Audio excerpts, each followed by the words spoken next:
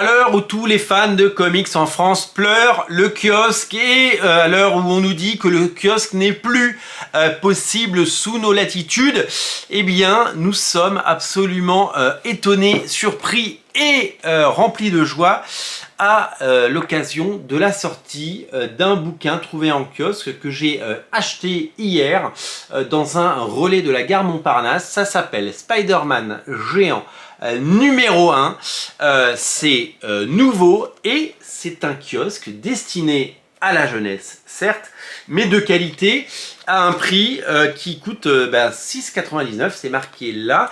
Alors, le prix est un sticker, ça a été restické. Ça a été restické, donc je suis allé voir dans plusieurs points de vente et on va enlever le sticker parce qu'on va essayer de connaître le prix initial parce que, évidemment c'est un sticker qui ne s'enlève pas, mais je voulais, oui, ouais, ça s'enlève mal. Peut-être qu'il y a eu un changement de prix ou une erreur de code barre, une erreur d'impression, je ne sais pas.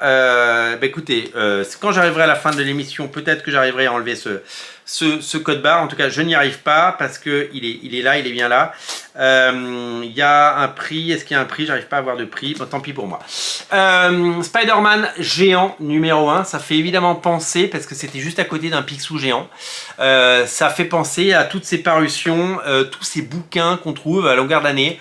Sur les super-héros, sur Picsou, sur les personnages Mickey, les Mickey Parade, les Mickey géants, les Picsou géants, les Donald géants, les Donald spéciaux, même les Astérix, Maxi, tous ces bouquins qui fleurissent à longueur d'année dans nos relais et dans les points presse et même dans les supermarchés, parce que maintenant tous les supermarchés ont droit à un rayon presse. Alors, la question a été posée, la question a été posée de se dire comment ça se fait que Donald, Mickey, Picsou, Astérix, ils y arrivent à avoir des gros bouquins de 200 pages comme ça en kiosque, et pourquoi on n'a pas de comics en kiosque, nous, pourquoi on n'a plus de comics en kiosque sur le modèle de Strange, Titan, sur le modèle de tous les fascicules qu'on a pu avoir sous l'ère Marvel France et sous l'ère Panini depuis des années, des fascicules qui coûtaient 5-6 euros, des histoires complètes, on en a tous acheté, on s'est tous régalés. Là j'en ai un, tiens, j'ai le Extraction, celui-là à l'époque il coûtait 7,50 et il y avait une histoire complète avec la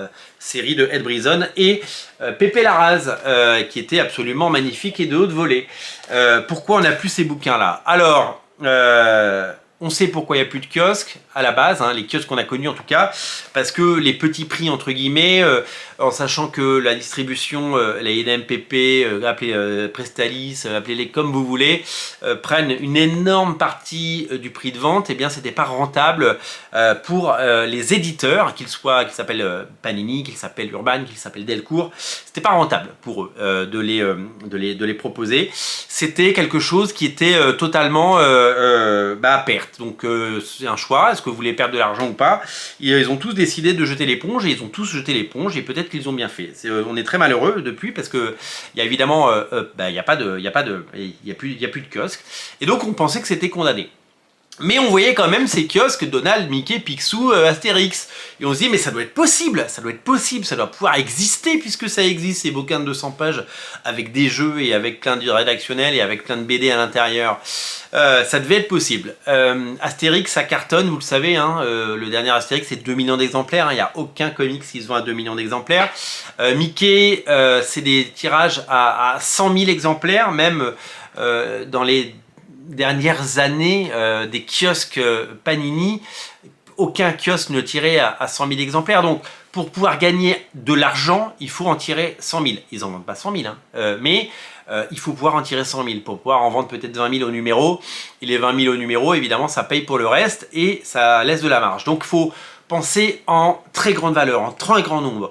Les comics, malheureusement, n'offrent pas ce luxe, sauf dans ce type d'initiative. Donc c'est Panini qui édite, c'est marqué là, c'est du Panini.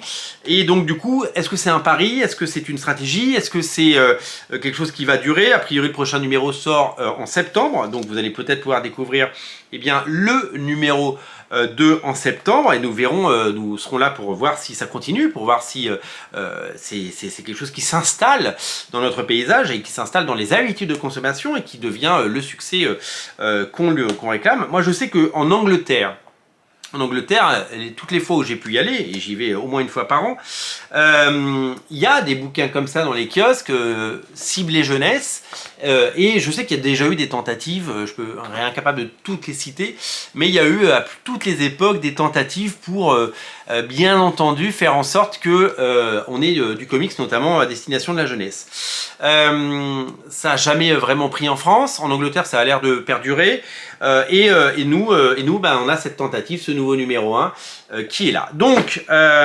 j'espère que le volume sera là pour pouvoir évidemment couvrir tous les frais, tous les coûts et faire en sorte que ça fonctionne et que ce soit viable et que ce soit légitime et que ça continue longtemps, parce que on ne peut que se réjouir, parce que moi je l'ai pris, parce que évidemment je savais que ça vous plairait, je savais que ce serait une vidéo qui serait vue, partagée, commentée, et je savais que vous seriez ravis de découvrir ça, d'autant que je vous l'avoue, je suis passé totalement à côté de cette sortie, et j'étais pas du tout au courant, et pourtant je suis plutôt au courant des choses. C'est juste que je m'y suis pas forcément intéressé, que je l'ai pas vu passer et que je l'ai découvert un peu par hasard en librairie. Et puis j'ai constaté en discutant avec le community manager de Panini sur X que ça avait bel et bien été annoncé. C'est juste que j'avais pas vu passer l'info. Si moi j'ai pas vu passer l'info, je dois pas être le seul. Voilà. Je viens d'enlever le code barre pendant que je vous parle et en effet il n'y a pas de prix. Donc en fait le prix ils l'ont rajouté après. Voilà. Il n'y avait pas de prix d'habitude. Il faut qu'il y ait un prix et là ils n'ont pas mis de prix, c'est très étonnant.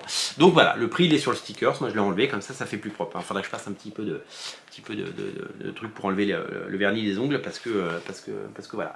Donc voilà, donc on a ce numéro 1 de Spider-Man géant et ça fait super plaisir. Alors qu'est-ce qu'il y a dans ce Spider-Man géant ? Il y a de la publicité pour les parutions Panini, bien sûr. Il y a plusieurs épisodes de Spider-Man. Et quand j'ai ouvert, d'abord j'ai reconnu la couverture de Mark Brooks et j'ai redécouvert le dessin de Mark Brooks. Alors, ce n'est pas le Mark Brooks d'aujourd'hui, ce n'est pas celui qui fait les fantasmes, c'est pas ce Mark Brooks par exemple. C'est un Mark Brooks beaucoup plus jeune et un Mark Brooks du début des années 2000. Hein. C'est des comics qui ont, pour certains, presque 20 ans. C'est une série qui s'appelait Spider-Man et c'était... Regardez, ça s'appelait Marvel Age. Je me souviens très très bien. Je pense que c'était une petite vingtaine d'années. Ces bouquins sortaient, Marvel Age, parce que Marvel, ensuite ils ont sous-traité en licence, vous le savez, les comics tout public, ils les ont sous-traités notamment chez IDW. Ce type de bouquins, ça c'est des bouquins qui sont sortis chez IDW, qui sortent aujourd'hui chez Panini. Et à l'époque, ils ont fait appel à une jeune pousse, un dessinateur plein de promesses, Mark Brooks. Et donc on a les premiers numéros de ce Spider-Man All Age, de Marvel Age. Regardez le logo Marvel Age. Eh bien, on a droit à ces épisodes et c'est des épisodes qui évidemment ne sont pas dans la continuité des affreux épisodes que vous pouvez lire peut-être actuellement dans Amazing Spider-Man, mais c'est des épisodes qui sont non seulement destinés à un jeune public, mais à un public friand des films au cinéma, puisqu'à l'époque il y avait les films de Sam Raimi, et ce sont des comics qui ont toutes les caractéristiques et tous les attributs d'un comic Spider-Man qu'on peut aimer. Alors évidemment qu'on n'est pas sur un comics d'artiste de Todd McFarlane, John Romita Jr. ou de choses comme ça, mais on est sur un comics qui, bien sûr, devrait séduire une jeune génération de lecteurs et donc on ne peut que se réjouir par rapport à ça.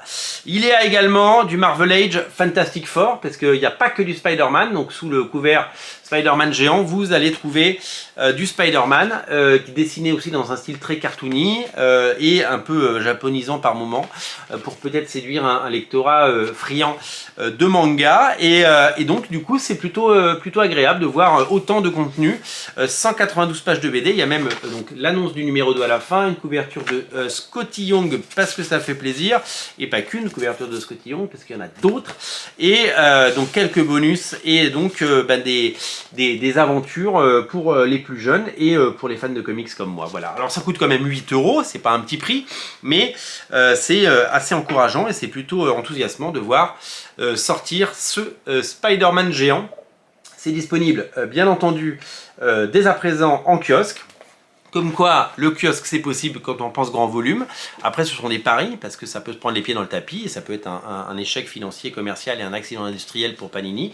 Je ne le souhaite pas, je souhaite que ça marche, je souhaite que les comics se démocratisent, et je souhaite que les gens qui sont friands de ces Picsou Magazine, de ces Donald, de ces Mickey, Parade et de ces Astérix Max, se régalent et soient tentés cet été de découvrir, lors des départs en vacances, faut voir la gare Montparnasse le vendredi après-midi, l'après-midi ou les veilles de départ en vacances, c'est noir de monde et je pense que eh bien, certains se laisseront tenter par cette nouvelle aventure. C'est à découvrir en kiosque. Dites-moi ce que vous en pensez.